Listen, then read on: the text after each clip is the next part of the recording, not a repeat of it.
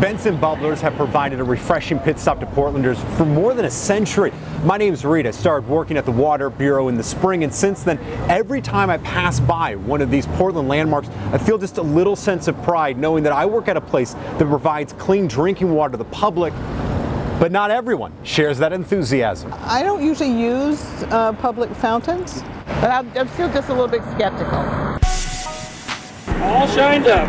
My name's Mark Day. I walk around and I clean history. It's awesome.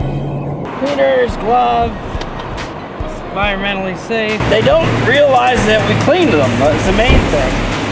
And then they're appreciative. They'll come up and thank me for cleaning them. Everybody uses them.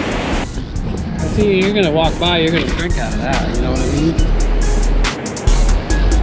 I try and get to them every 2 weeks. It's usually a week and a half.